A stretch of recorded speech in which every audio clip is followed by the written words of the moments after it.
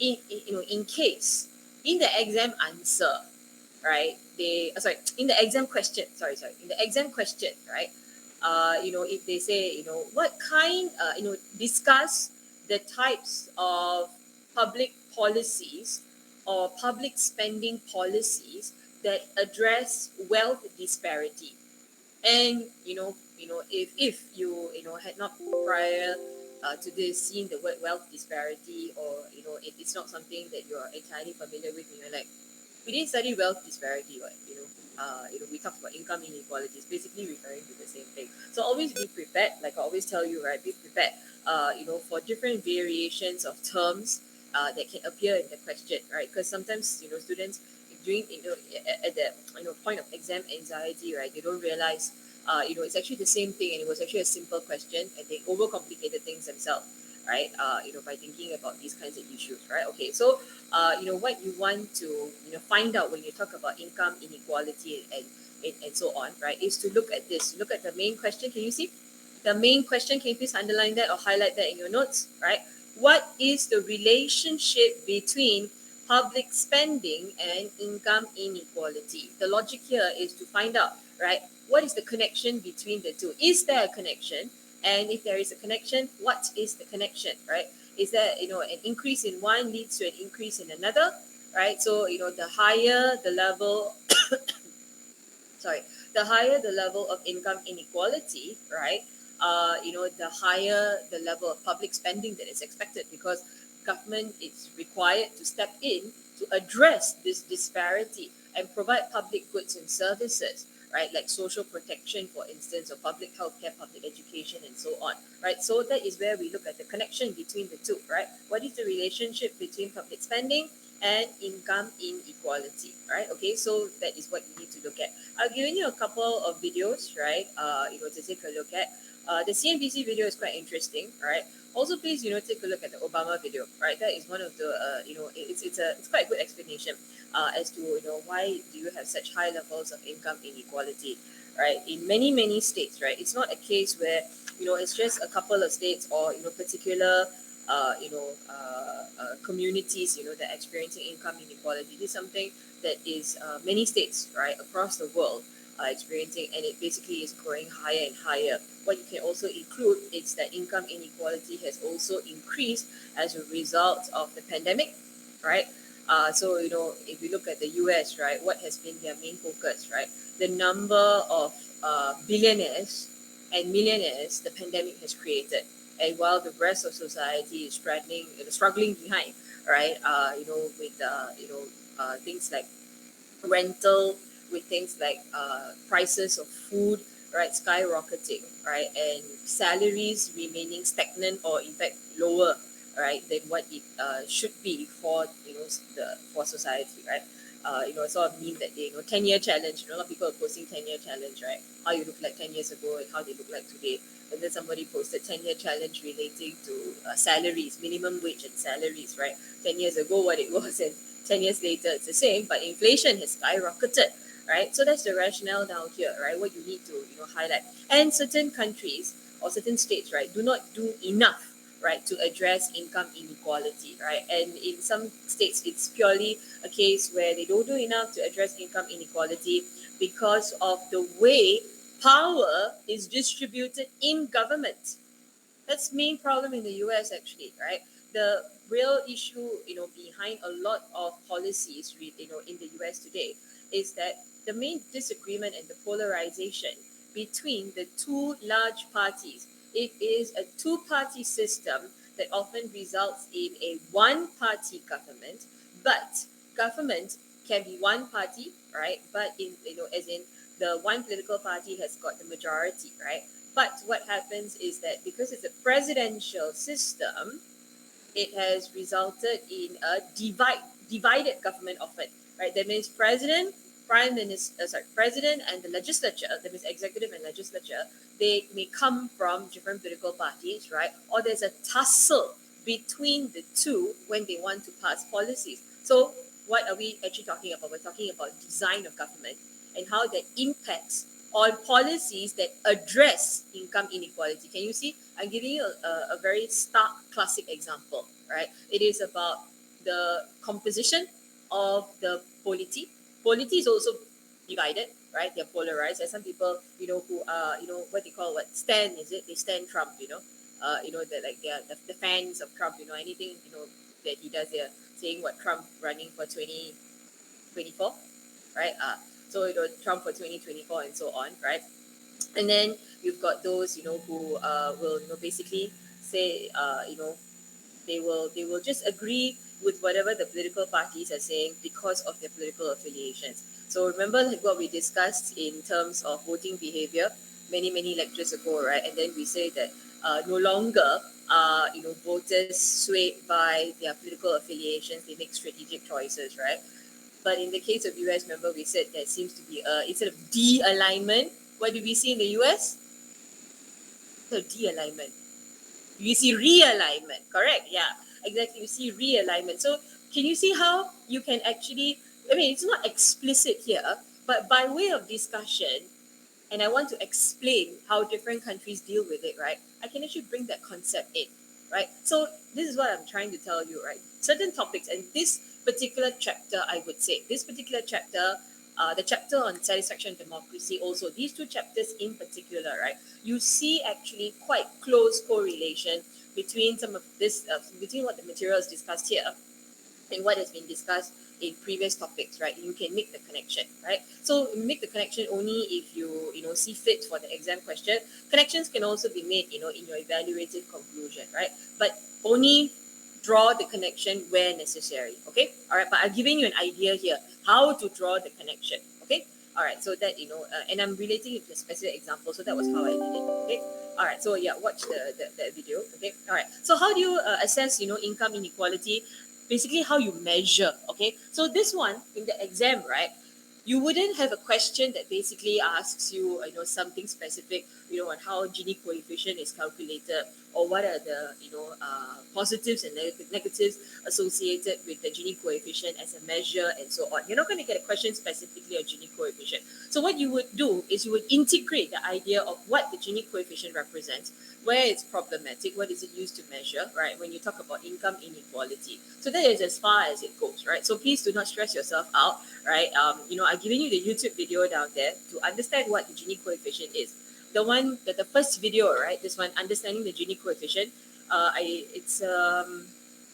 think it's a Channel News Asia video. It's actually very long, right? It helps you to it helps to explain all the nitty gritty and how they calculate also, with the household income and all of these things, right? You don't have to watch the whole thing. Just watch the beginning part where they explain, what Gini coefficient is, right? And then the other one, the crash course for economics, I put that in there simply because, some people may be totally non-econs people, right? And you want a little bit of extra information. So watch it only, if you would, need it, the extra info if you feel that you do not have, any background on it, lah. All right, okay, but it's not a requirement, right? I just put that extra there for you, right?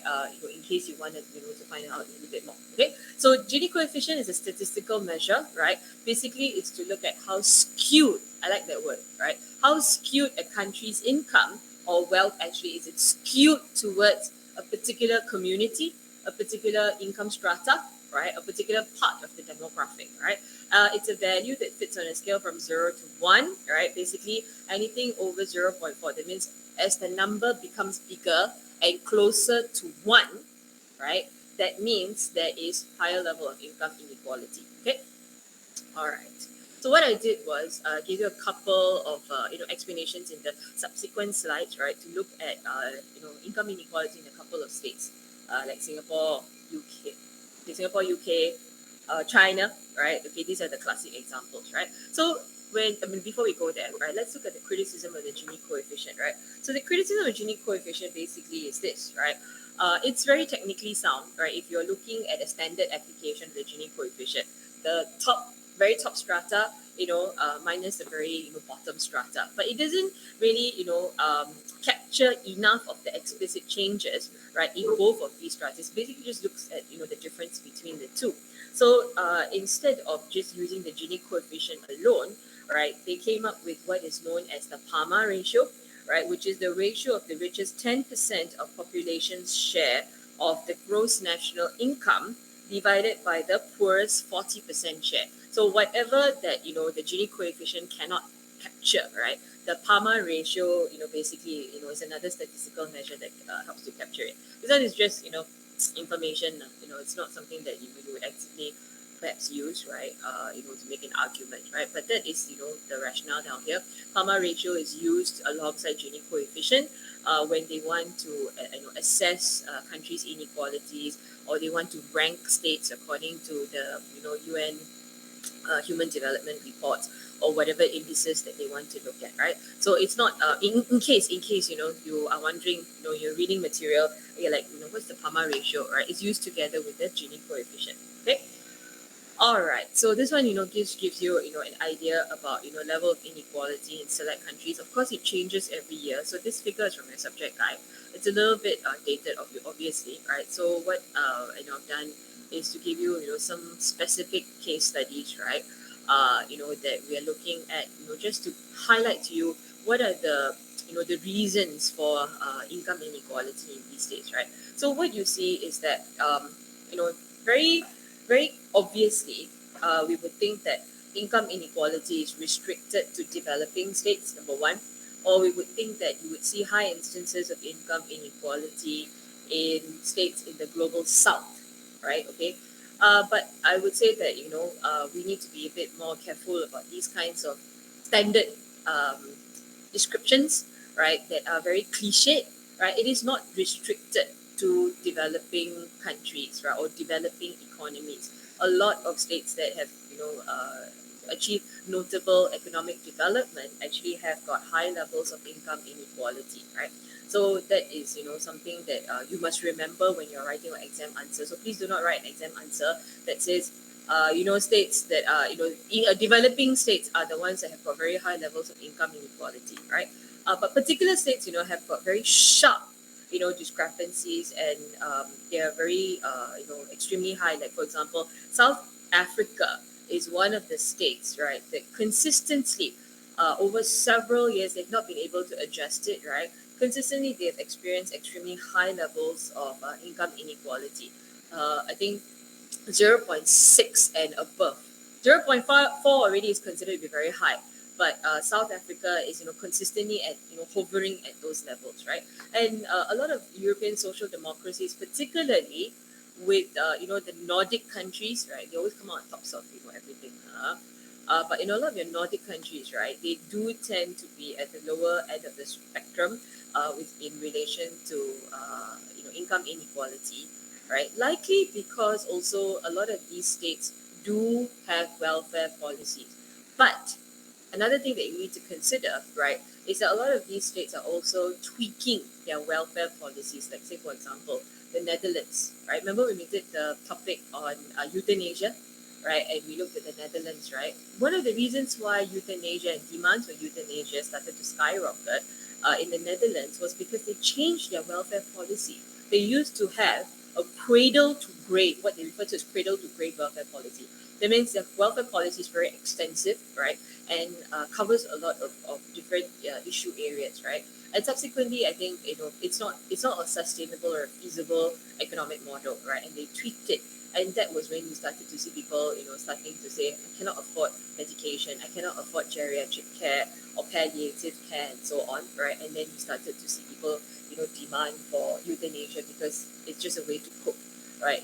Without compromising the quality of your life, right? Because you cannot afford care and you cannot afford medication, right? And there's no welfare policy, then what do, right? You will be experiencing a drastic reduction in quality of life, right? So that is, how you look at it, right? So, it's also not to say, number one, don't make assumptions in your exam answer to say that, income inequality is a feature of developing countries, or don't make the assumption that, all, European social democracies are also, not without income inequality, all right? Okay, that's what you need to highlight. Okay, so you've got a couple of examples down here, right?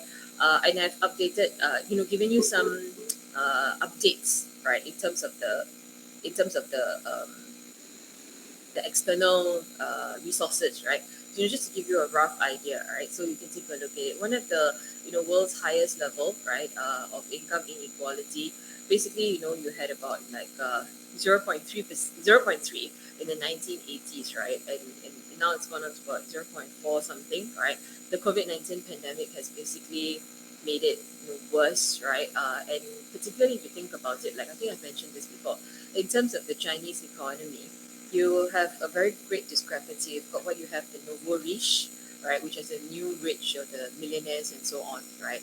Those that basically the big spenders, they're able to travel, they have businesses, like what you saw in Singapore recently. I think last year, the entire District 10 condominium building was bought up by one particular Chinese family, which was in a particular business or something like that. I remember reading that in the papers, right? They bought the entire building, which suggests the amount of money that they basically have, right? And then you have the other group of people who are actually very poor. In China, what you also see is that you've got migration of a lot of individuals, right? So they move from one state to another state, and they provide cheap labor, right? So you've got a lot of them who work in factories, who do menial labor, building, construction, and so on. And you also have a scenario. If you watch this video, the one that's listed at the bottom, the gap between China's rich and poor. That video encapsulates it. I cannot remember who the video is by. I think it's either by CNBC or it's by one of the news outlets, right? And they basically highlight to you the plight of those who are working in the factories and so on, right? Often they are displaced. They come from particular regions, like for example, Liaoning, I think, supplies a high level of labor, right? And so on. A lot of these companies that employ them do not give them benefits, welfare benefits. They don't have retrenchment benefits. They don't have healthcare, public healthcare. They don't have healthcare provided by the employers and so on. So you just keep seeing the gap between the rich and poor get bigger and bigger, right? So that is what you want to explain. Especially in the pandemic, right? It has actually worsened. In fact, I would think that anybody writes an exam answer, right, would include the idea as to how the COVID-19 pandemic has actually increased demands for redistributed public spending because the income gap has actually become bigger, right? UK also, right? Financial year ending 2020, right? Income of the richest 20% of people was over 6 times higher than the poorest 20%. That's a very big gap, right? Okay. And then you also have got wealth inequalities rising in the post Brexit scenario. So it's not just the pandemic that they have to deal with, right? But also post Brexit, right? So that's what the foreign Financial Times, sorry, ft.com is Financial Times. That's what also the Financial Times argument is about, right? Okay. And then you've got Malaysia. All right, okay. The World Bank, basically, highlights that a lot of the income inequality is like around 0.3 something to 0.46, right? This was one of the highest, right, at that point, right? Yeah, what the intention of Brexit is and what it actually eventually turned out to be two different things altogether, right? Yeah. So that's the rationale down here. With the Brexit, where it became problematic was really when the negotiations didn't bring out the requisite benefits. The last 1 year, if you look at if you look at any of the arguments relating to Brexit, right? The last 1 year, the UK has been able to stave off implementing a lot of the economic policies in the post Brexit that were negotiated for the post Brexit UK. Come January 2022, right? That was when a lot of these actually kicked in.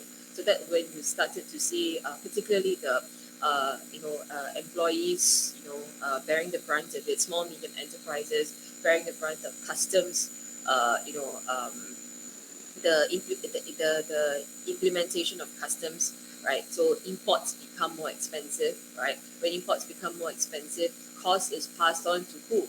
Cost is passed on to the individuals, the consumers, right? So prices of goods go up, or the supply of goods is just not there, also, right? So that is, where it becomes problematic, right?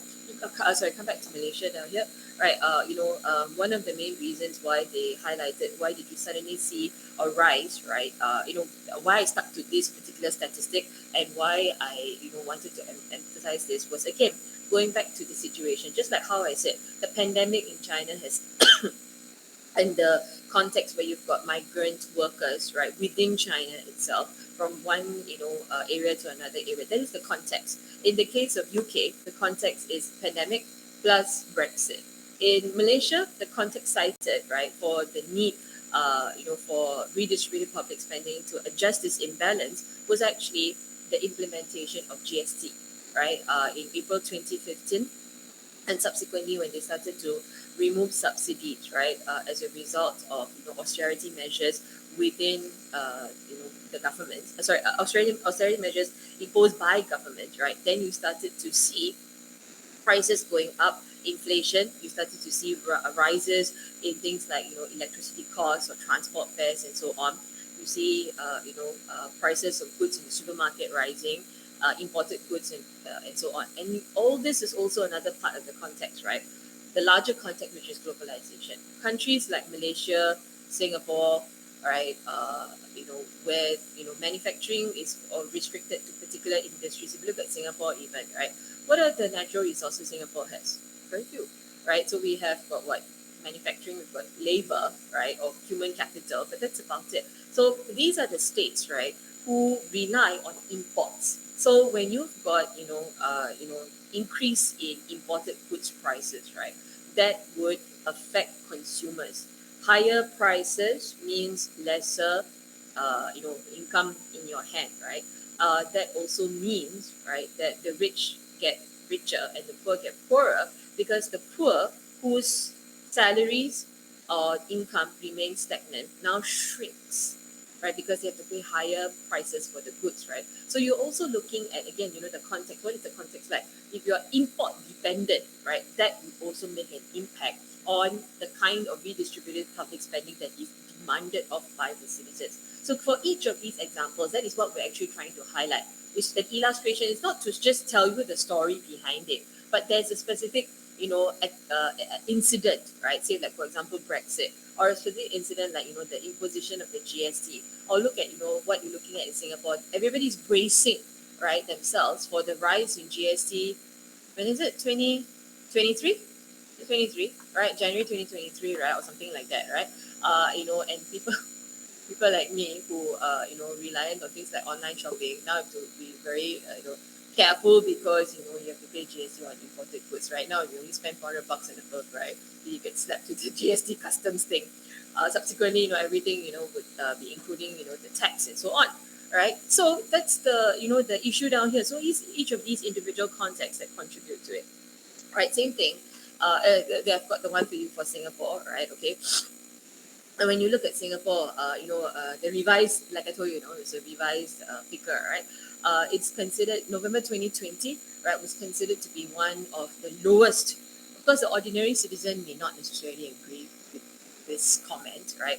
That income inequality has actually dipped over the years, right? But basically, that's what the statistics, show us, right? And so that one is a 0.375. It used to be at 0.398, if I remember correctly, right? Okay, and then this one here, right, was during GE 2020, where of course all the political parties came up with their reports on the statistics and so on. So I picked this PSP one for you, right? Just to look at, right? It's not because it is a pro-government or anti-government thing, but it's just to have a look at the statistics and so on.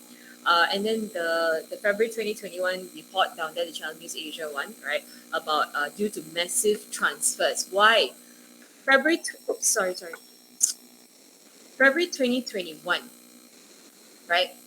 What are we in the thick of? This is the second budget, right? That basically looked at the pandemic economy, right? 2020, right? If I'm wrong, yeah, 2020 was the first budget, because around, I think it was early January or something like that, was when we had DORSCON Orange, and then subsequently we had the first budget, right?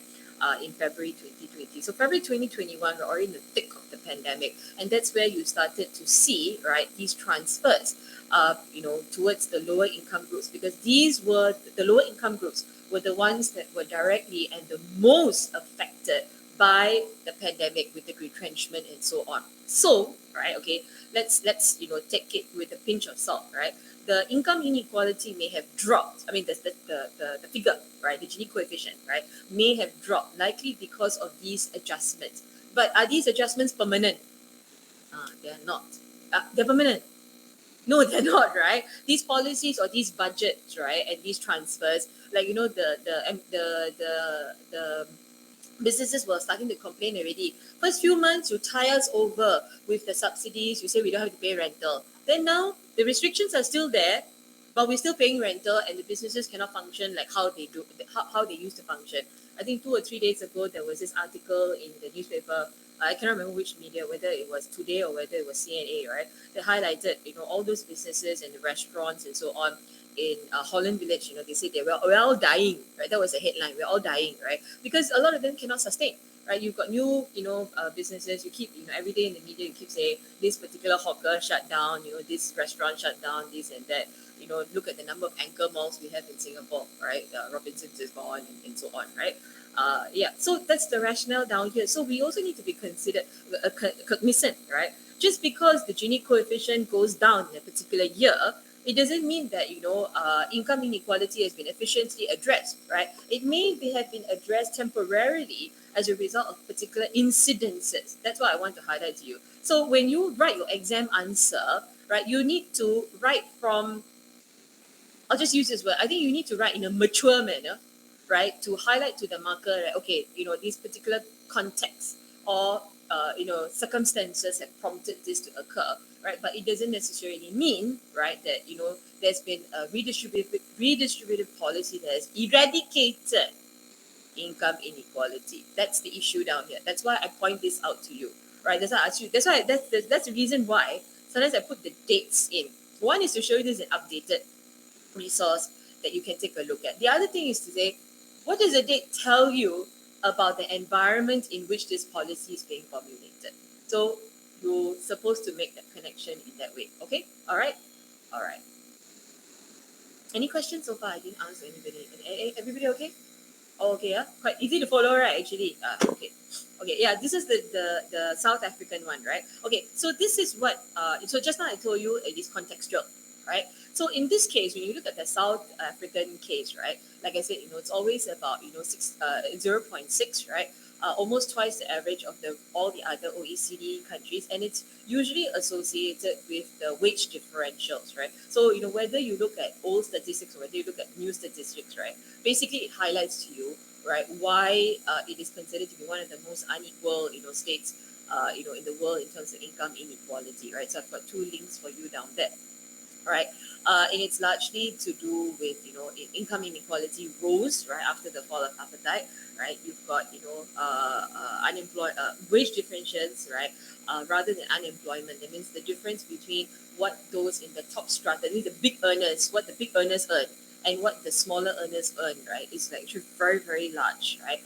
Even gender-wise, also the males earn much more than the females. The white, the white community, right, in South Africa earns way much more than the blacks, especially black women, right? So they're doubly disadvantaged, right? So what this one here tries to explain to you, right, is that rather than a temporary stopgap measure, things like national minimum wage, if it's implemented as a policy, this one would create much more permanence, right, in addressing income inequality. Because if you've got national minimum wage, right, then that would say that, okay, the income of these lower earners will actually rise by so much, right? And that would help to then bring down income inequality. See, now you know why I asked that question just now, whether it is permanent, and then I said, to do with the budget and so on. And you see the difference between the two, what the solutions are and what they're geared towards, right? And how they create that context. Understand? Okay? All right. Okay. So this is just a couple of statistics because I found it interesting, right?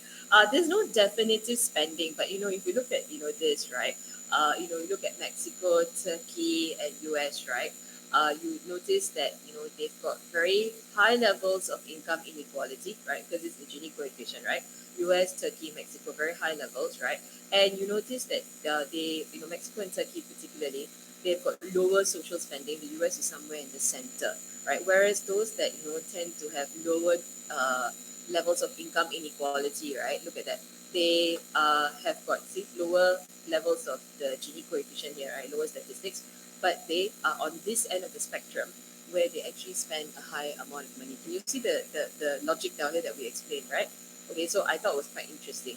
That's why I highlighted it for you. Same thing also. See, Turkey, US, Mexico, right? This is the poverty rate, and they're very high, right? So it corresponds, right? There are two different sets of statistics, at different timing even, right? But you realize that the statistics actually correspond with each other, right? Okay, so it's like, I just feel happy to flip a coin now. Okay, so here, all right, put an asterisk on this slide, please highlight this slide. All right, this is how you answer the questions. Okay, so whatever explained earlier on is to set the foundation or set the tone of the discussion. What is income inequality? What is redistributive spending, and so on, right? These arguments again, can you see the red one, right, versus the pink one, right? If you look at the pink one, spending variations between different types of democracies, right? What are we basically looking at? Can you see?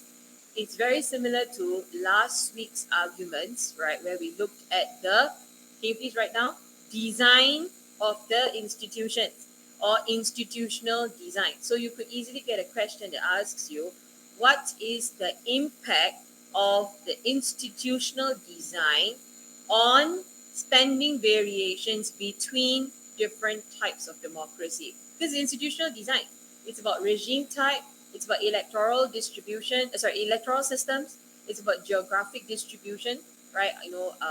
What is the concentration of the population? Do they all stay in one state? Are they dispersed equally across the states? Do you have concentration of particular ethnic groups? Because remember, in some countries, right, particular ethnic groups may be disenfranchised, they may be disaffected, right? They may be the minority and therefore do not receive as many benefits as the majority race or ethnic group or linguistic group or religious group may receive, right? As a result of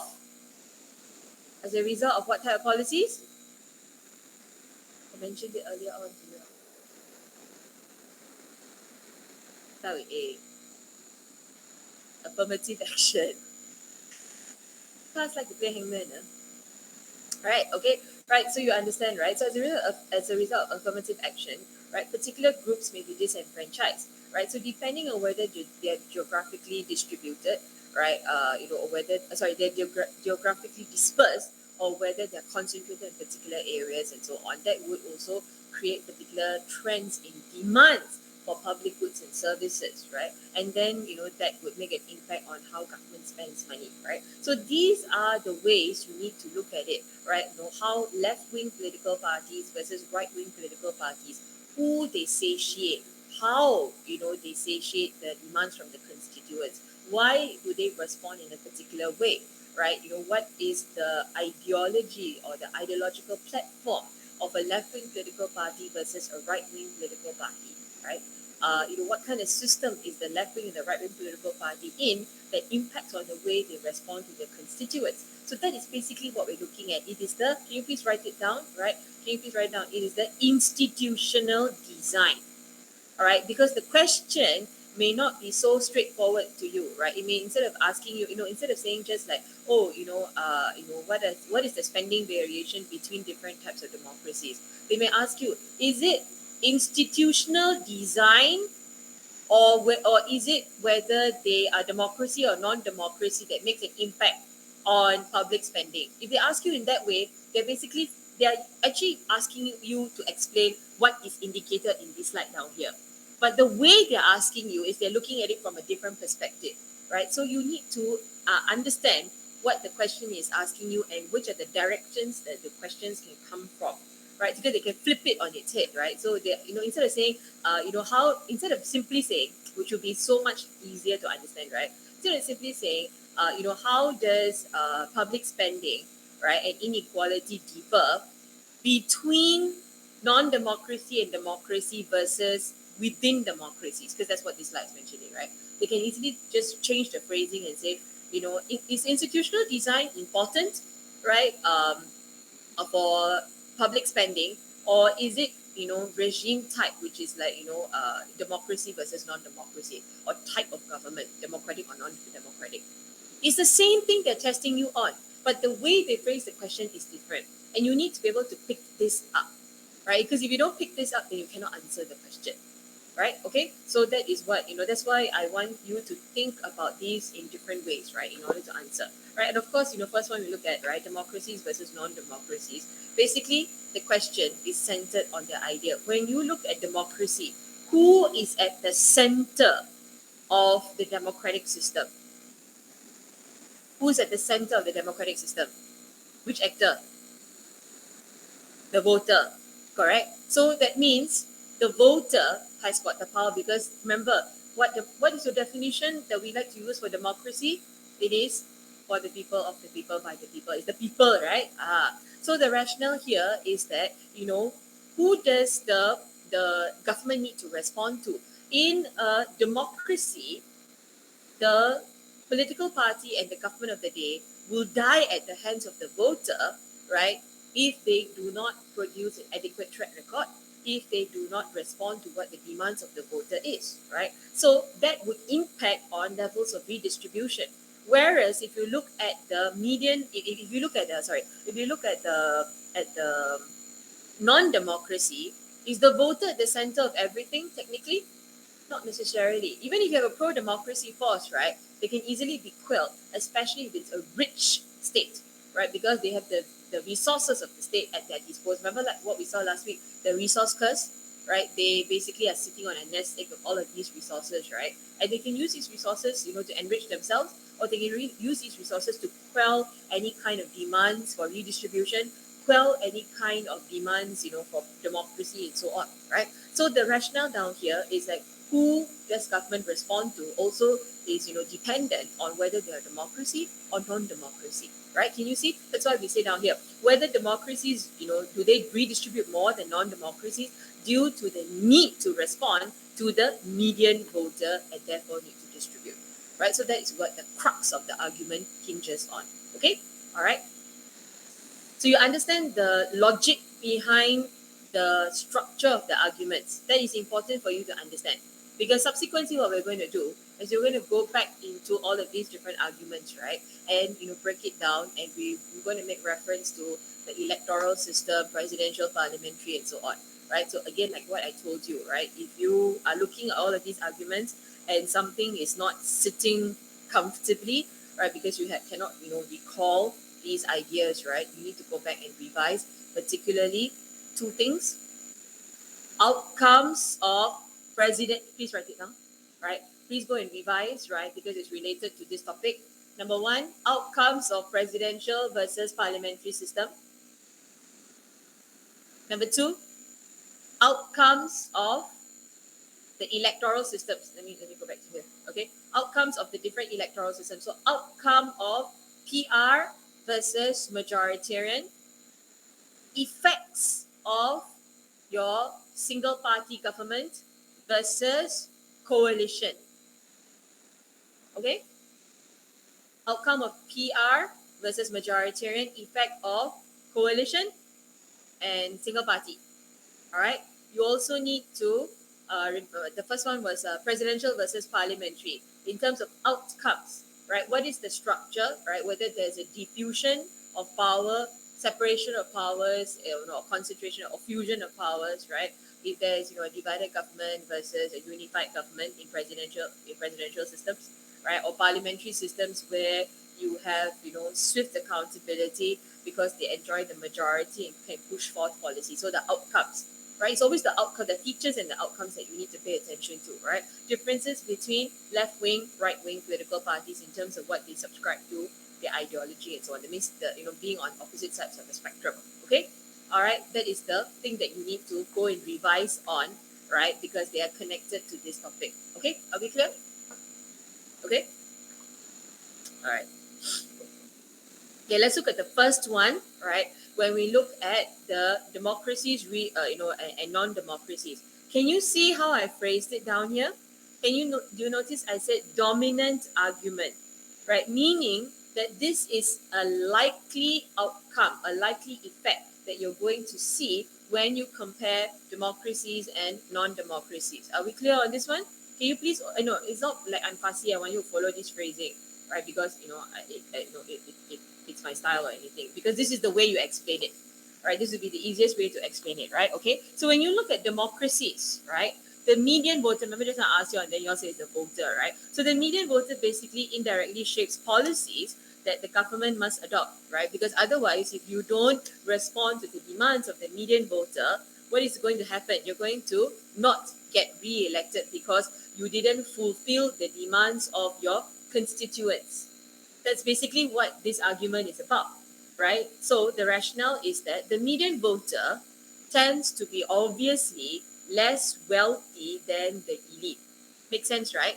The political elites, right, or the higher income strata, they are more wealthy than the median voter. The median voter is basically like your average citizen, right? So if you are less wealthy than the elites, right, in society or the political elites, what is the response of the median voter? The median voter then will say, redistribute, right? Because I am in a less wealthy position, I'm less privileged, right? So in order for me to be, come up, have experienced upward mobility, or in order, to create balance in society, right? Because that's what redistribution is all about, right? When they vote, who are they going to vote for, right? They will likely vote for political parties that say, that advocate higher or lower public spending. Higher public spending, right? So that is where you get the demand for redistribution of income. You want to write that down? Right, write that down. When you talk about demand for redistribution of income, basically they are voting for, or they'll be inclined to vote for political parties, right, that advocate higher public spending, right, or higher welfare policies. So that's an avenue for them, right, to demand for redistribution. If there's an avenue for them to demand for redistribution, that means that is their ideal point. If that is their ideal point, when they vote for a political party, they will expect policy to reflect their ideal point. If their policy from the government of the day does not reflect this ideal point, are they going to vote for them in the next election? No. Right? Because that is not what they expected. Right? So in order to garner votes in the election and to seek re-election, right, whether you are a policy-seeking political party or whether you are more inclined to office-seeking, you want to remain in politics, all right? And you want to make effect on policies. So, whether you are more inclined to be office-seeking or more inclined to be policy-seeking, if you are in a democracy, you would want to respond to the median voter. Okay, clear argument? Very simple, all right? But you see, the rationale is that you must understand how this process works, right, in order to be able to explain it, right, like how I've explained it to you. In a non-democracy, does the average citizen have that same voice and same power? No, right? Okay, because the rationale is that the elite is in the position of power, right, and the citizen, right, is the one that is subjugated, right, and can easily face oppression, repression, suppression, and so on, right? Okay, so the rationale is that the wealth concentration and power to decide the level of redistribution, right, is going to be in the hands of the voter or in the hands of the elite. Wealth concentration and the power to decide on level of distribution. Who is the one who's deciding in a non-democracy? Voter or elite? Elite, right? Very simple, right? In some of these non-democracies, you've got sham elections, right? So, what about the voter in the first place, right? So, in this case, if you are the elite and you are controlling all the resources, and people are asking you to redistribute, are you going to be inclined to do so or not? No, especially when you have the tools of the state to ensure that this redistribution doesn't go through, right? So they are more inclined to protect status quo or current position of wealth and privilege by limiting redistribution. Why should I pick my money and give to you, right, when I can just, take you and chuck you in jail, right, or just cut off access to your cut off your access to electricity or water and so on, so that you'll be more subservient to me. That is how basically they approach this entire idea, right? Okay, so that is how we're looking at the difference between the democracy and the non-democracy. All right. Okay, so here also what you want to look at, right, is the logic of the voter, right? So here it is important to think about the logic of the voter. All right. Okay, so when you look at relationship between level of income and voter turnout in democracies, right? Think about this when we're looking at it, right? Notice I'm using the word voter. I'm not talking about citizen, all right? Because median citizen is different from the median voter. Why do I say that? Why do I say the median citizen is different from the median voter? What's the rationale for that statement? Does it mean that every citizen is a voter, correct? Okay, so that's the rationale down here. So the logic here, what they're trying to explain to you, right, is that who you think in a democracy, right? Who do you think will be the one? Let me rephrase that. In a democracy where voting is not compulsory, right? That is where you get the difference between who is a voter and who is a citizen, right? Okay, which is what she just explained here. All right. Okay, so the logic is that in a democracy where voting is not compulsory, like what we see in Singapore, where voting is compulsory, in a country where voting is not compulsory, who do you think are likely to go to vote? Which kinds of people from what types of communities are likely the types that are going to vote? Who? Who's likely to go to vote? Why?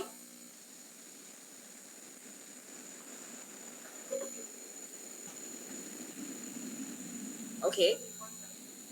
Okay, all right. So those that are disadvantaged, those who are the minorities, it can be economic minority, it can be socioeconomic classes, right? The minorities, it can be ethnic minorities, right? Linguistic minorities, and so on, right? Okay, fine. So that is one group that will likely go and vote, right? Okay, that's one thing, right? The other one would be those who are from a wealthier strata. Why do you think those who are from the wealthier strata are likely to go and vote? So you say, Amanda said, right, that those who are from the lower strata will likely to go and vote because there's an imbalance in society and they want to address this imbalance, right? Okay, fine.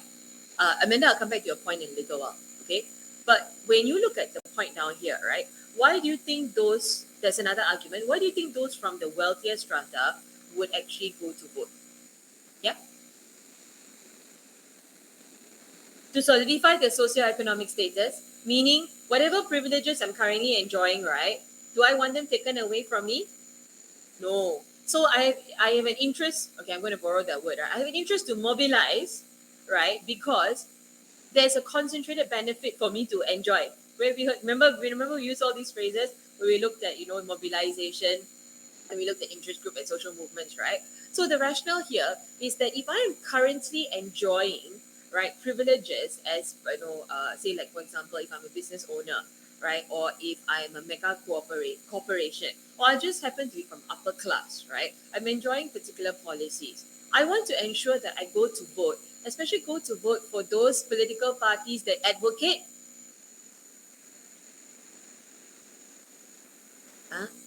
advocate what? Lower income tax, which is what? What is the word that we're using in this course? I mean for this chapter. Lower distribution or lower spending, public spending, correct? Right. You understand the logic down here, right? Because that is why I will go to vote, right? Okay, because I want to protect my position that I enjoy currently, right? Okay, so voters who tend to vote often come from a wealthier strata, right? Okay, related to this, all right, and related to what Amanda mentioned just now. Remember what we also thought about. Amanda, you said those who are from the lower income strata, right, would likely want to go and vote. Why? Because they are currently disadvantaged by policies and they want their voices to be heard. Okay, I agree with you, right? But let's look at one of the theories that we've examined much earlier on that relates this logic about expressing your demands in correlation to your socioeconomic status.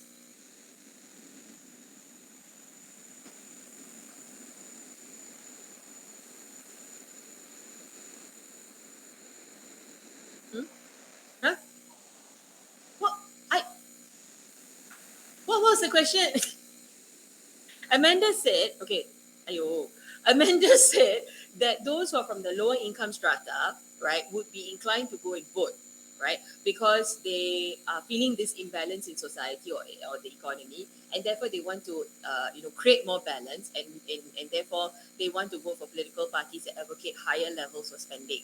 How can this be problematic? Do you think every single person who is from the lower income strata would automatically go and vote? What may hold them back from voting? And this is related to a theory that we have discussed before. Huh? The what location? Geographical location. Like how? Like rain impacts, every of rain in the UK impacts on whether people get up and go and vote or not, is it? Why?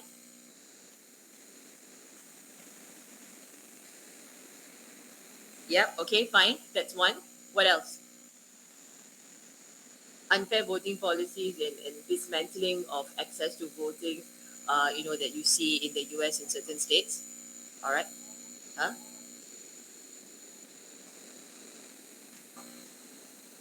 Correct. What theory is that related to?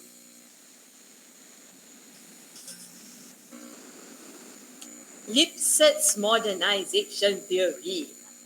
Right. Remember we saw that in the economic theories related to democratization, that you tend to, where Lipset was wrong, where he says it's unidirectional. And once you cross that economic threshold, automatically, you can experience these post-materialist values, right? But the logic really is that in many cases, right, what may and related to what your answer was earlier on about, the jobs and the bread and butter issues may be more important, right? So the logic is that, are you able to be so concerned about the issues of democratization and redistribution if you are struggling to put one daily meal on the table, right? So the logic is that there's a shift in values, and you may be more inclined, right, to engage in political activities, citizen-centric political activities such as voting, once you cross an economic threshold, correct? And you want to protect your position, am I right? Right? And also the logic here is that when you look at the theories of democratization and so on, right? Okay, remember we also looked at this idea that some of these voters, right, they just resign themselves to their fate.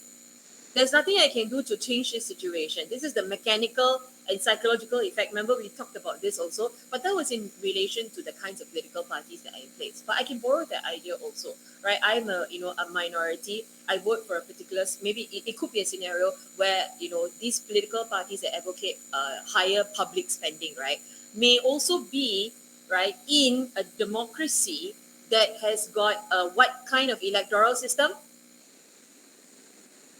Majority electoral system, which punishes smaller political parties and prioritizes larger political parties, and these larger political parties may be more inclined to curry favor or cajole, right, the wealthier strata because they are the pivotal voters.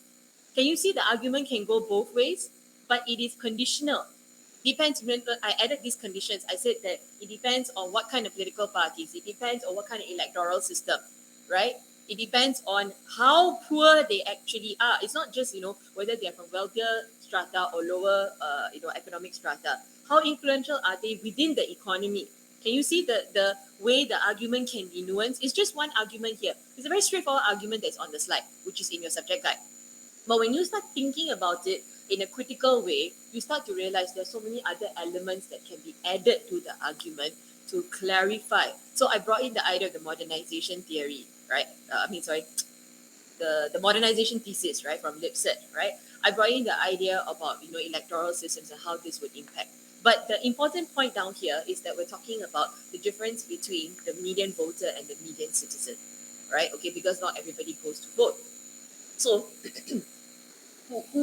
the median voter may be powerful, but it also depends on the circumstances that the median voter faces, right? In a democracy, everybody clear on this one? You know how to break down the point and add all these nuances in, right? So this is how you play devil's advocate, right? You play devil's advocate, by looking at it from different perspectives. This is a thinking answer. A straightforward answer would just bubble it and say, oh, those from the wealthier strata, will automatically go to vote, and therefore, you get a particular outcome. But a thinking answer would think about all of these different things, right? So the lower the turnout, right, the less the distribution may occur, because the wealthier voters, they do not want redistribution to occur, right? So the logic is that the lower the turnout means only the wealthy or more of the wealthy are going, as opposed to the the poorer communities, right? And the logic also is this: which one is usually the larger demographic, the poor or the rich? Poor, right? The masses lah, basically, right? We are the 99%, right? Remember, that phrase from Occupy USA, right? So the poorer are usually the masses. You understand how to play around with the argument now? And there's this, you see what is written on the slide, right? In the subject line, is very straightforward, right? And it's words. What you need to do is you need to understand what the implications of the statement are. Okay, all clear? All right. Okay. So now we look, at the example down here, right? Okay, it's just a study, right, by White's, right, from 1950 to 1990, right? And these were some of the, findings, that they came up with, right? So basically, the logic, is really that, if you think about democracies and democracies, right? Basically, there's no real difference in the kind of spending that they did, particularly, when you look at when they had low levels of growth or low levels of GDP. But past a certain wealth threshold, that means as countries become richer and richer, you start to see the correlation between them, right? So remember what we always say, that economic growth creates conditions that are conducive to democracy, and vice versa. Democratic conditions, right, democratic circumstances create conditions that are conducive to economic growth. They are correlated, right, but they don't cause each other, right? They just create a condition where both can, have an opportunity to flourish, right? Okay, all right. So that's the basic idea down here. Okay, all right. Let's look at this one, right? When you write your answer, right, what I highlighted to you, this graph, right, just now the slide I asked you to underline, right? Okay, these are the four main arguments. So just now, all the arguments that I made earlier on, right, notwithstanding the voters one, right? The voter one, was about, the difference between the voice of the voter, right, or voice of the citizen in a democracy and a non-democracy. Here, what we're looking at specifically is four specific factors. Can you please write down on this slide down here, right? There are four different specific factors. Number one, right, you need to make sure that you mention all four factors in your argument. I have students who, I told you this last week and I'm going to repeat it because I repeatedly see students repeating this mistake, right? You cannot write an answer, right, that says, I'm talking about two of these four factors. I've seen this occur in a couple of scripts, final exam scripts, right? Especially, with the online exam, right? Students send me their scripts and, say, can you please take a look at it? Why do you think, I've scored like this, right? And the rationale is because they didn't complete the answer. There are four factors. In the syllabus is very specific and structured in a particular way. So if in the exam, in the subject guide, there are four factors, they are expecting you, the marking guide or the marker, right, will expect to see all the four factors being discussed. You cannot just mention there are four factors such as different regime types, different electoral systems, geographic dispersion and ethnic diversity, left-wing versus right-wing political parties. I'm going to explain different electoral systems and you explain only one of the four or two of the four. Even if you miss out one also, right, if I was a marker, I will drop marks for it. Understand or not? So you please do not leave out arguments willy-nilly, right, based on, how much time you have, or, based on what you want to concentrate on, or, based on your expertise, of course, like if you were me, right, certain things, will come very easy to flow, right? It's more easy to explain different electoral systems as opposed to left-wing versus right-wing political parties. But you cannot exclude it by yourself. You cannot cherry pick your arguments. All right, okay. I please make sure that you indicate that. And also, I would say, when you look at another point, right? Okay, I'm going to mention it right now, right? Maybe you want to write this down also. When you discuss, right, these 4 different factors, right, in your conclusion, right, you may want to come to a conclusion that says, whether you think one of these 4 are particularly instrumental, right? So if you want to create that kind of argument, what you would need to do is first you would need to mention all the 4. All right, all the 4 different factors, right? Okay, so the logic down here, right, is that what you want to highlight is that when you want to pick up, particularly one, if you think that after discussing all the 4, and you feel that one, is the most outstanding, is the most common, right, and you want to highlight that this is one of the most important factors, you will first say that all 4 factors are critical in influencing the extent of redistributive spending within different types of democracy. So that's the first thing you emphasize. You will not emphasize, you will not say that, only one of these 4 factors is significant. You've got to say all the 4 factors are significant. Number 2, what you would say is that if you want to bring it down to 1 or 2 of these factors, then you have to provide the context. So you say that, in particular, right, as a result of, let me just give you a random, explanation. As a result of several states, right, tweaking their electoral systems to look more like modified PR, right? Because that's a trend that you see among, especially Western European states, right?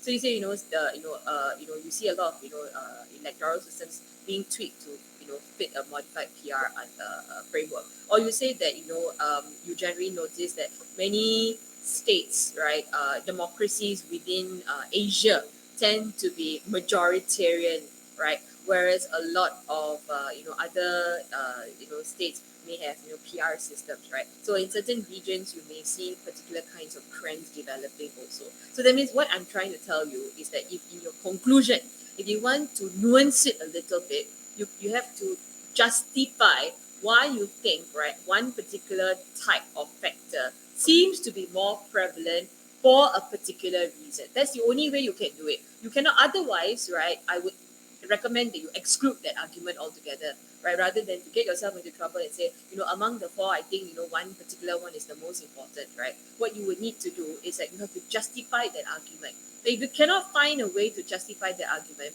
then if I were you, I would leave it to the usual standard way of arguing by saying that all 4 factors, right, play critical roles in influencing the extent of redistributive spending, right? You understand what I'm trying to say?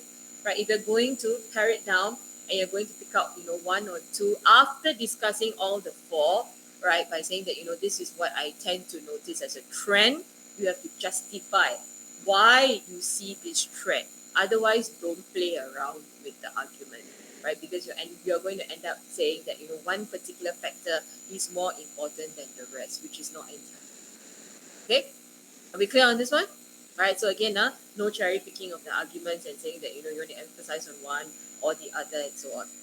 Okay, different regime types. So regime refers to the different kinds of systems, right? So whether it's parliamentary or whether it's presidential system. So that's why I told you just now, right, that you need to be able to explain the difference of the outcomes, right? Difference in outcomes of the presidential versus parliamentary. All right, okay. So what you're looking at, right, is the logic of how power is distributed between executive versus legislature, right? So when you have a parliamentary system versus a presidential system, is there a fusion of powers or is there a separation of powers? In a presidential system, is it fusion or separation? Separation, right? Presidential system is separation of powers. That's where you get the logic of unified government or divided government. Remember, right? Okay, so you have a separation of powers, right? So is it easy for presidents to anyhow pass whatever policies they want? Is it easy? No, it's not easy, right? So your classic examples would be like, say for example, like Clinton. Remember, that's our classic, that's my classic reference point, right? When Clinton wanted to pass his welfare policy in 1996, right? He had to constantly reject what the Republicans were offering him, right? And then eventually what they passed was a very diluted public policy related to welfare, right? Okay, so that's the rationale down here, okay? So similarly, when you look at Truman, right, in the case of post-war, Europe and USA, right, when you look at post-war, any state that is post-war, particularly, say for example, the European states and so on, right? What is the feature of post-war economies? They have been destroyed. They've been run to the ground, right? So they're looking at recovery. The people are basically the ones who have been affected the most, employment and so on, right? So basically, what are they looking for? There's a rising pressure, right, from citizens for comprehensive, larger welfare states. So you can take this logic of post-war aftermath, right, apply it to, say, current modern-day context, right? Post-crisis or in the midst of a crisis, that is what people demand, right? Because economy has been hampered, right? So that's the rationale down here that you want to explain, right? So in this case, when you look at Truman, right, he was elected with this kind of support because he advocated for this logic of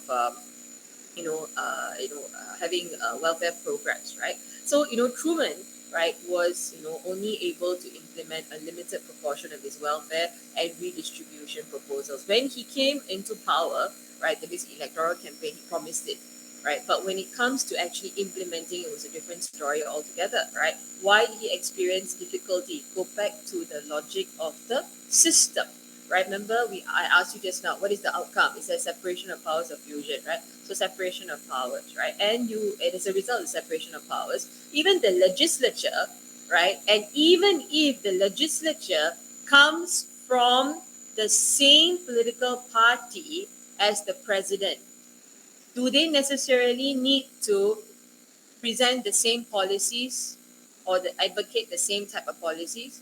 Why no? Why no? You're correct, but why?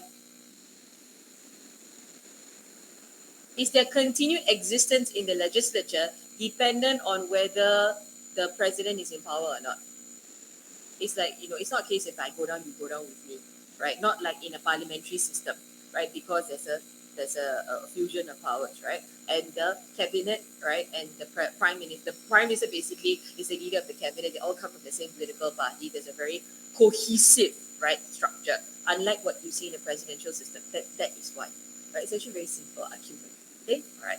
Okay, so that's the rationale down here. So in the presidential system, there are several veto players. Simple as that. Even your own political party, right, they can propose, policies on the president's behalf, but they need not necessarily be beholden to the president, and they are not necessarily going to be, those that are, dependent on him, for continued existence in the legislature, right? And therefore, right, they do not necessarily act as a coherent party as what you would likely see in a parliamentary system, right? Very different, right? So the cohesion that you see in a parliamentary system is very different from the fragmentation as a result of the separation of powers. Can you see how I'm reiterating certain keywords?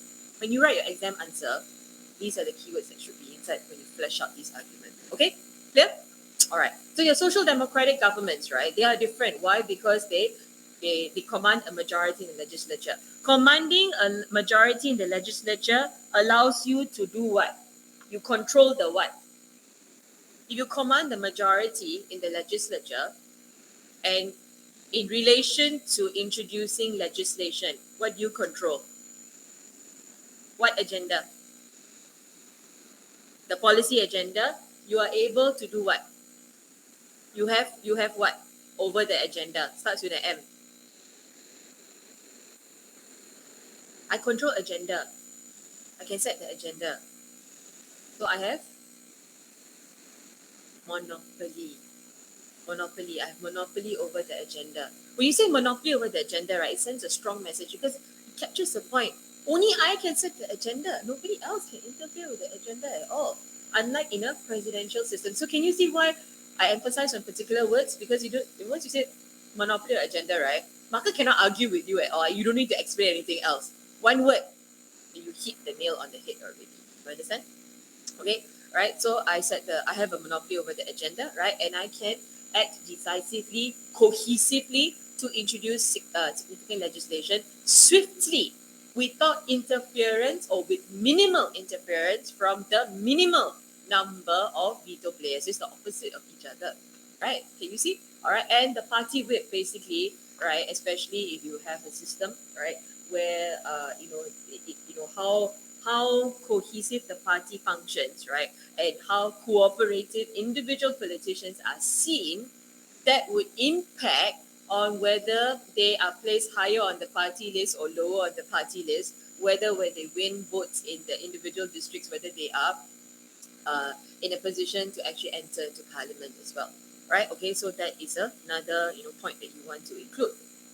Okay, all right. So this one, just basically gives you, it's a study, right, by Person and Uni, right? Basically, that highlights, generally what you would see, right, is that overall, when you have a presidential system, right, they tend to spend less because it is more difficult to introduce public welfare policies or redistributive policies because of the veto players that stand in the way. Now we add on, because you're moving on to the next argument, right? So this is a nice transitionary, example, right? Not only does it make a difference as to whether it's a presidential system or a parliamentary system, what also is important is whether it is a PR system or a majoritarian system. So whether it's PR and majoritarian or parliamentary and majoritarian, right? Or whether it is, let me say, PR and majoritarian. Whether it's PR and presidential or whether it is majoritarian and presidential versus whether, different combination, whether it's, oh my God, I'm getting confused now here. The different electoral systems plus the different designs, whether that means, okay, you've got PR presidential, you've got PR parliamentary. Sorry, I'm so sorry, I got confused. Whether it is majoritarian presidential or majoritarian parliamentary, that's what I meant to say. All right, okay, so that would make an impact. So it's not just purely whether it is presidential or parliamentary, right? The impact of the electoral system. Did I confuse everyone? Is everybody? Okay, you know what I'm saying, right? Okay, sorry, I just had a brain fart. All right, then I said it wrongly. Right, so not only does the regime type impact public spending, right, but it's also the electoral system that affects public spending, which brings us, right, to the next argument down here, right? Okay, your majoritarian electoral systems, right, will have lower levels of public spending, and there are two different arguments associated, right? So in the first place, right, when you look at PR systems, it's similar to what we already argued already. Coalition governments, right? So you've got a big number of political parties. All of these different political parties all now need to respond to all the constituents that voted them in, right? Otherwise, in the next election, the constituents will not vote for them again, right? So it's not worth it. So they need to sustain all of these, in order to sustain the coalition, they have to meet all of these different spending priorities, right? So PR systems likely will lead to higher levels of public spending and vice versa, right? But the logic here, right, is that, if you think about, the median voter, right, is it a case where I'm going to sit down and say, okay, I am a citizen and I'm a voter in a country that has got a majoritarian electoral system. Therefore, I will adjust my expectations about delivery of public goods and services accordingly. So, just because I'm from, a particular, electoral system, right? My country has a particular electoral system. I will not, demand for public goods and services. Does it work like that? Does it work like that? Automatically? No, it doesn't, right? I can be a median voter, right? But it doesn't necessarily mean that the electoral system will automatically correspond. The electoral system may affect the way I vote, right? In terms of whether I feel that my vote is going to make any kind of significant impact or not, whether I can strategically vote, right, and whether that is going to make any impact, right? But it doesn't necessarily mean that I will calibrate my thinking and my demands for public goods and services simply only based on the fact that I come from a particular community that has got a particular type of electoral system. So that's what he meant down here. Electoral system does not quite 100% always correspond to what the wishes of the median voter are. I can be from a majoritarian system and I wish for lower public spending because I am wealthier, or I just do not like to see money being distributed. I do not want to pay higher income taxes and so on. Right? So it's not a case where automatically the electoral system affects 100% what the voter is actually thinking about. Right? So this is where we get argument B. Right? When you think about it, right, you tend to think about it in a different way, right? So what you think about is that what kind of political parties are there in the system, right? So the support for left-wing political parties, that means those are on the left of the spectrum, the Greens, right, and so on, right? They tend to be heavily concentrated in urban areas rather than dispersed throughout whole society, right? This is the tendency, right? So in this case, in a majoritarian system, okay, think about it carefully, yeah? In a majoritarian system, right, if your voters are heavily concentrated in only one particular geographical district, and it's a majoritarian system, is it going to be easy for the left-wing political parties to attract enough voters throughout the entire society in order to win in the elections and enter into parliament? No, cannot, right? Because your voters are only concentrated in a particular area. So you can only appeal to the voters in that district. Beyond that, can you appeal to the voters already or not? Very hard. Right? Especially if you're on extreme left and extreme right, right? Okay, that's how it usually works, right? So the rationale here is that in a majoritarian system, right, it's more difficult, right? They have to compromise on the policy proposals, and they may need to appeal to the middle class voters or the median voter, right? And in this case, if the median voter, right, is thinking about how much income tax they have to pay and so on, right, you actually may have an advocation of less redistribution and less public spending, right? Whereas in a PR system, right, in a PR system, you have a left-wing political party, you have a lower threshold, right, electoral threshold for that political party to win in the elections. Is it easy for them to get a seat in parliament? PR system, lower threshold, electoral threshold. Is it easy for smaller political parties on the left and the right to get into parliament, to win in the election, to get into parliament? Yes or no? Yes. Okay, just now you said no, right? Then I asked again. Okay, you understand? You understand the argument? Okay, all right. So in this case, the left wing, right, would have stronger potential to gain office through the coalition government. Correct? Okay, so they don't have to compromise. Do they need to dilute the policy proposal? Because they appeal to the constituent vote for them, and they can enter the parliament. Correct?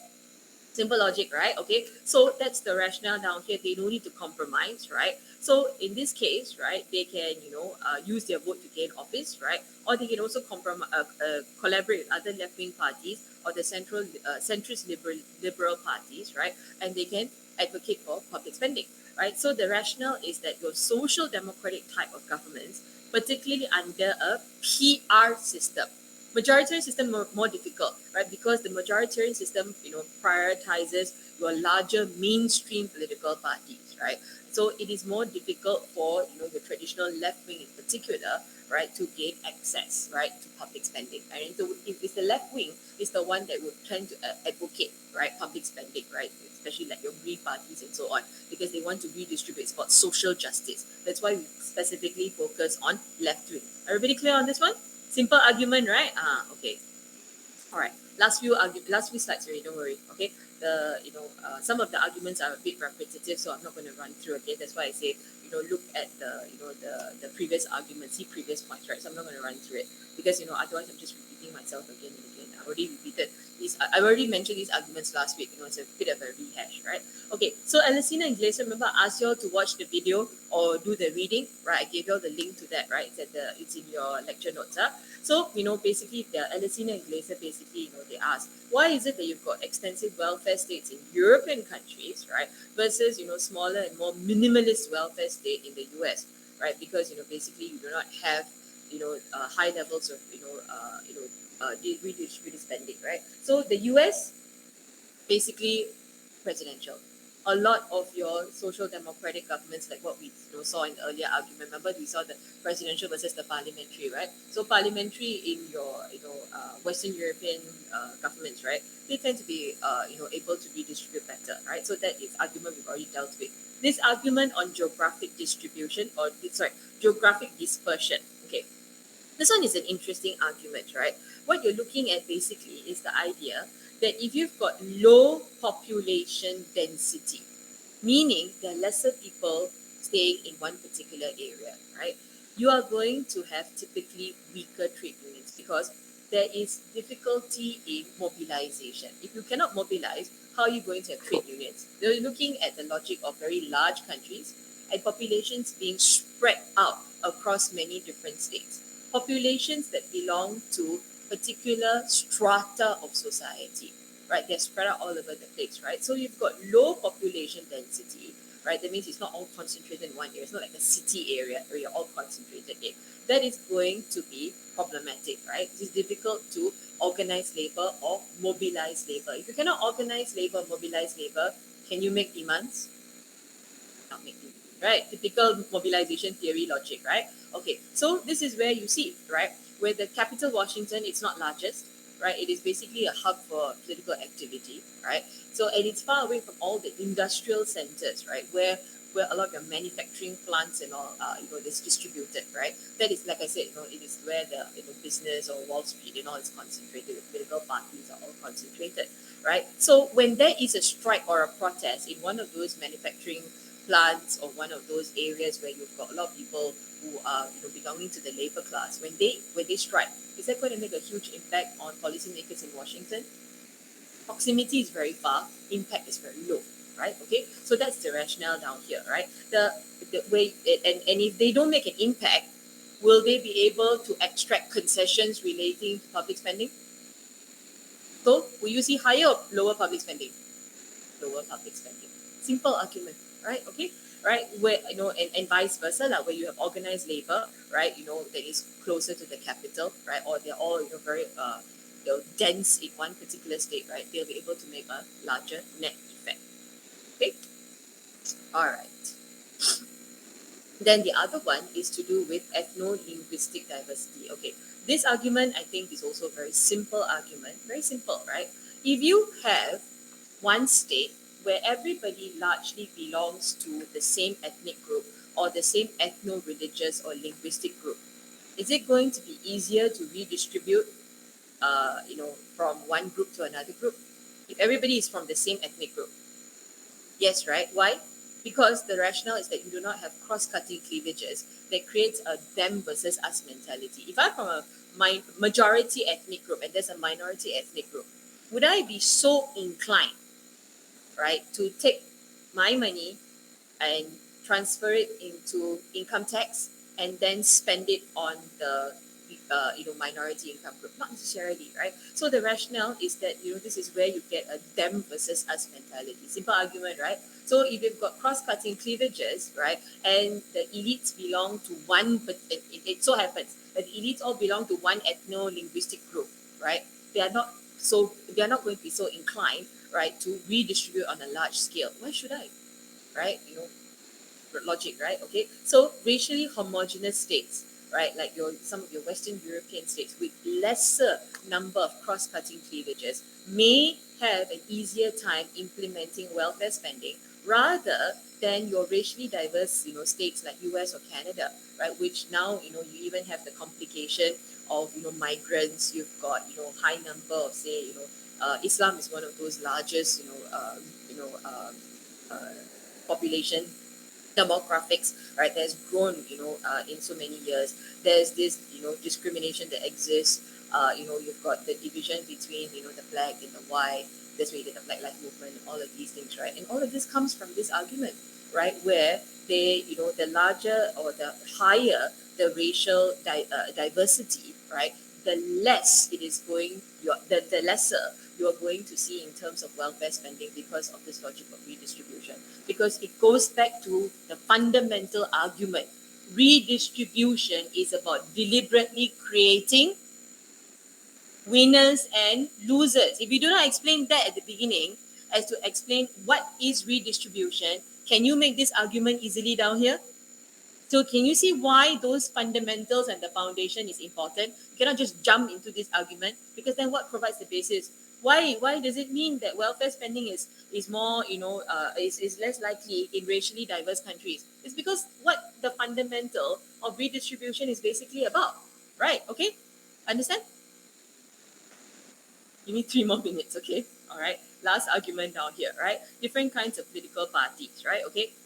So what are you looking at is, do political parties affect levels of public spending? What you need to pay attention to, right, is there are two different arguments down here, right? In the first one, right, different political parties, they represent particular sectoral interests or electoral interests, right? And they would then, respond to different sets of constituents, right, with different types of public spending preferences. So of course, remember we talked about this many lectures ago. There are different kinds of political parties, right, that basically look at representing different strata of society, right? So you've got conservative parties, you've got parties that respond to middle class, upper class, and so on, right? Okay. So then what you have here is that, parties that respond or represent to lower socioeconomic groups, working class groups, right? What would they do? They would campaign for higher level of public spending, because that is what the working class would demand. That is what your poorer people would demand, because remember we already said,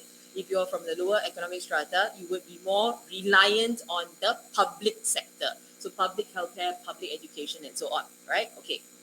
Right, parties that represent middle upper income, right, they are more liberal, they are more conservative, they want to preserve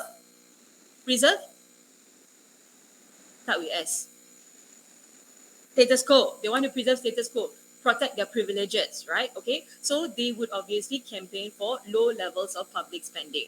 Your left wing is what is, represents your lower socioeconomic groups and the redistributive, logic of social justice and so on, right? So left wing parties in power would then go towards creating higher levels of public spending. Very simple argument, right? Okay, then we look at the next one, right? The next one says this. The logic here is that parties that tend to be extremely successful in elections, right, are the political parties that tend to be the catch-all political parties. So those that are in the center, right? So if I'm going to be an extreme left-wing or extreme right-wing political party, am I going to be able to capture the voters, right? Because the median voter, the concentration of the most number of voters is what? Left, right, or center? Towards the center, right? So you can be center left, center right. If you're going to be a hard stance, left or hard stance right, are you going to capture the interest of these voters? Can you get voted in or not? So the logic here, the Downsian view, right, remember the Downsian convergence, right? When you see political parties coming towards the center to capture the interest, right, of the median voter, right? And if you consistently, just remain at the left or the right, you are not going to be able to capture enough, political, enough votes, right? So regardless of whether, you're a left wing or a right wing political party that is in power, right, that really doesn't make that much of a difference, because at the end of the day, in order to capture the most number of voters, you need to tweak your ideological platform and the ideal point to create policies, right, that is in response to the preference of the voters, because the voter is the one that is in power in the democracy. Remember, that's what we highlighted earlier on, right? Okay, so rather than to very stickily stick to your ideological beliefs, right, basically you need to appeal to what the voter wants. If the voter wants something else and you advocate only that, right, it's not going to make much of a difference, because it is responding to the voters. And that's exactly what Blaise was basically looking at, right? They were basically looking at the difference between left wing and right wing majority. So parties do make a difference, right? But it's a modest difference. But at the end of the day, they have to respond to what the voters actually want. Okay, all right. So at the end of the day, right, what you want to highlight when you talk about all of this, right, is the various institutions. That's what this chapter is basically all about, right? You need to think about what causes income inequality, right, and how do the various actors within the polity address income inequality. Second point that is very important to highlight is what is the context, right? The distribution of power among political parties, the distribution of power within actors in government between executive and legislature. Whether you've got a high level of elderly, whether you've got a high level of youth, what are the demands, what are the preferences of the voters, whether they have crossed the economic threshold and are able to think about post-materialist values in order to make the demands that they make, what they advocate, higher public spending or lower public spending and so on. It's a combination of all of these factors. You cannot attribute public spending simply to what the political party wants, or only what the voter wants, or only what one particular constituent wants, right? It doesn't, work in a vacuum, right? So institutions, they do not emerge in a vacuum. It really depends on the context that we're referring to, the socioeconomic structures, the preferences of the demographic, and so on. Okay? All right. I've got, a couple of links for you to take a look at, right? Okay. This one is just additional things. I didn't, I just put it in because I was, inquisitive about it, but this is not, really part of the argument. All right, okay, I've given you a link down here also, right, about, creating positive sum policy designed by IMF, right? Just take a look at it. It's not important, right? I just itchy finger put it in, right? You can look at it if you all want to. Okay, all right, argument's very simple, right? Okay, it only sounds complex, right? But when you go back, if you refresh your memory about what the demands are for, and what the outcomes are of each of these systems that we examined prior to this, presidential, parliamentary, PR, majoritarian, everything falls into place. Okay? I'm tired already. Okay, I will see y'all next week. Not next week. I see y'all next week. We do environment. Okay, that one another very long discussion. Okay, I'll do the entire chapter there with you. Okay, I'll see y'all next week. Bye bye. Enjoy your holidays. Take care. Bye. Bye. Bye. Bye. Bye. Mm. Mm. Mm. Mm. Mm. Yep. Yep. Correct. Mm. But you have to organize the argument according to what I've described down there. Okay?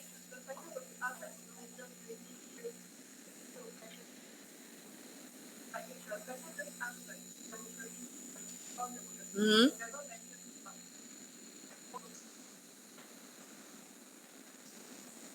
You have to look at the exact phrasing of the question, because even if they talk about democracy versus non-democracy, there will still be a way to include the one in the pink, right? Why? Because we are saying that, okay, while economic redistribution and public spending varies between democracies and non-democracies, it is also not static and stagnant between types of democracies. So you have to look at what the exact question is, asking you for, right? Say, for example, okay, let's look at the questions down here, right? Say, for example, why do some, 2016, 2017, right? Why do some democracies spend and redistribute more than others? This one would more or less focus on the, demo versus demo, right? This one also 2018, also same thing, across different democracies, right? Maybe, in fact, all of it is actually all about, democracies. Unless this one, does the design of political institutions matter for economic performance? That one is more open because, the design of political institutions would differ in non-democracies versus democracies, right? So I would say that the other questions are more tailored towards, specifically democracies, whereas the 2016 one, I would say, deals with both types. Yep. Yep. Yeah, look at the question. What is it asking you? So you see, across different democracies. So they say different democracies. There's no need to discuss non-democracy, right? Because the question doesn't demand it. Huh? That's why I put the questions there.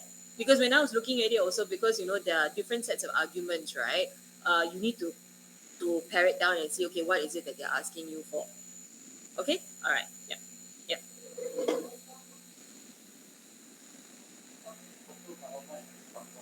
I don't understand what you're saying. No, we're not looking at that structure in this because that one is under federalism.